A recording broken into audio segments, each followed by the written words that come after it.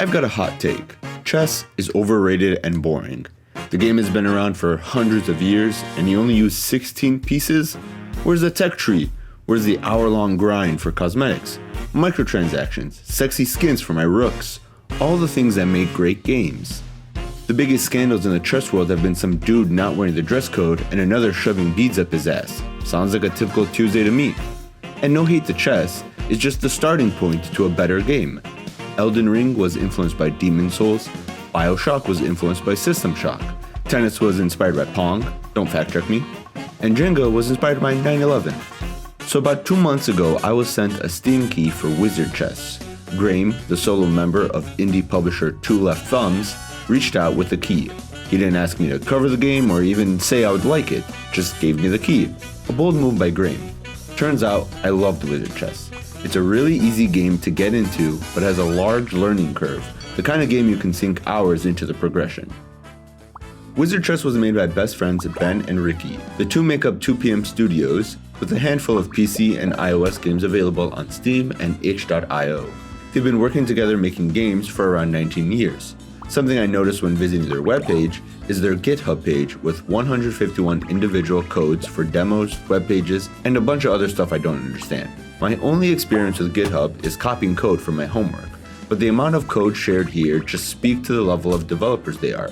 This isn't some first project made by some Joes. Wizard Chess was made by a duo who love making games and have the knowledge to back it up. The easiest and simplest way of describing Wizard Chess is that it plays like chess with extra steps. Each unit has its own movement pattern, like a straight line or diagonally, while some units, like the archer, cannot move at all. Just like traditional chess, only one unit can be moved per turn, so you really get punished for making the wrong move. And I really enjoyed that. It's a challenging sort of game that, even in losing, you know exactly what went wrong. It doesn't beat you with random difficulty spikes. Units have 3 stats: attack, defense, and skill. Every unit has an ability with different conditions that need to be met. Raising the skill stat powers up their ability. So the archer cannot move, but his skill controls his attack range. The lancer has an ability where they can one-shot any enemy, and raising the skill increases the range I can use his ability. So when upgrading your units, you have a lot of freedom to choose how you want to play. Attacking and defeating enemies is pretty simple. Your damage has to exceed the amount of defense they have. For example, if your enemy has 8 defense and your unit has 5 attack, so if you were to move your unit and attack and deal 5 damage out of 8, the enemy's defense will reset each turn, so you have to bring another unit to finish him off.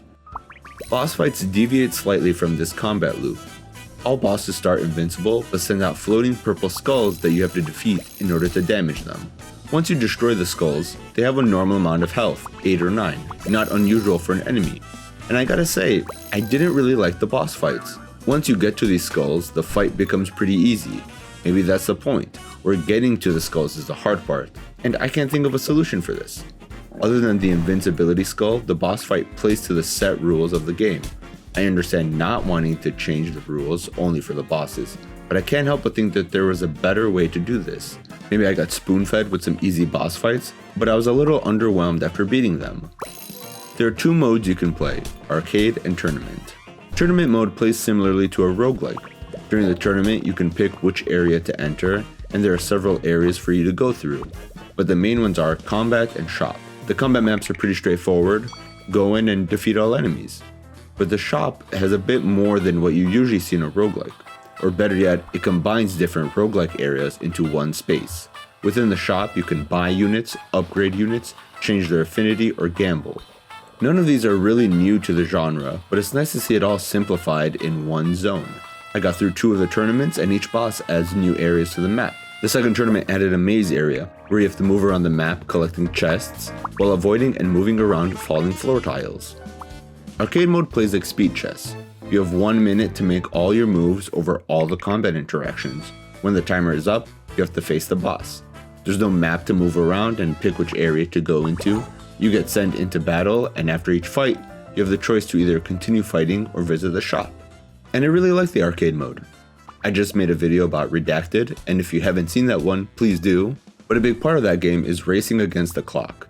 But as short as it was, a run in Redacted was 20 to 30 minutes long. In Wizard Chess's arcade mode, a run lasts up to 10 minutes if you make it to the end, or if you're bad at games like I am, a run lasts 2 to 3 minutes. Hey ladies, arcade mode in Wizard Chess is not the only place that lasts 2 to 3 minutes. Excuse me, I got sidetracked. When I was checking out the press kit and Steam page Graeme sent me, I wasn't too thrilled about the graphics of Wizard Chess. It has really simple pixel graphics to everything, and I initially thought it looked really basic. But I will say that after playing it for a couple hours, the graphics have really grown on me. I do still think they're simple. Would Wizard Chess be better with a different, more complex design to it? Yes, but the simple graphics don't make the game worse. There's a baseline story included to frame the game. You are a mortal summoned to the Fae realm, where you are taught this wizard chess and battle other Fae. And that's about it. It's enough of a story to introduce and frame the game, but it's not a story-focused game by any means. I really like the writing. The comedy is snarky and goofy and cheesy. Your character is kind of an idiot, fish out of water type, and the Fae are written to be more straight-laced. So the comedy around these characters is nice. Comedy is very subjective, so I understand if you're not into the jokes they make. But it's also not a huge aspect of the game. Redacted had a very particular style of comedy, and it was throughout the game. Wizard Chess isn't like that. The jokey bits are few and far between. I saw a review on Steam where the reviewer hated the comedy, but you can only tell he did the introduction because that's where 80% of the comedy is. I mentioned earlier how you have a lot of freedom to choose how you want to play. If you've been watching this channel for a while, you've probably realized that I say that a lot. Like, I think I said it in every video so far. And looking back at the games I've played, for the channel or for myself, it's not a unique thing. Most games are built to be played the way we want to. But what I'm trying to get at is this. I really like that with all this customization and different units, it seemed to me like they really did a good job balancing the characters so that they are all viable. And I want to point this out because while most games are good at this, it's surprisingly common for games to have characters that are just over and underpowered. Like War Tales. Now, I love that game. I think it's great. But there are classes and abilities that are just stronger than the rest. I think what helps Wizard Chess avoid this is the combat mechanics. Every unit, enemy and friendly alike, attack all adjacent units. So you can have one really strong unit, but that doesn't really matter if you get surrounded and killed.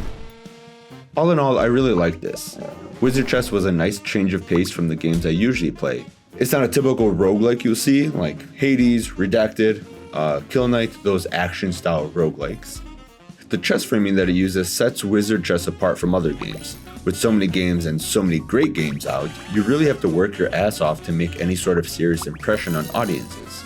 I genuinely think that the guys at 2PM did a great job with Wizard Chess.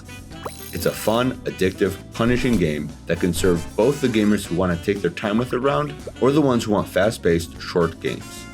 It's got a $15 price tag, and Wizard Chess is definitely worth it. With 3 distinct biomes and over 50 unique characters, there's plenty of content for one to enjoy.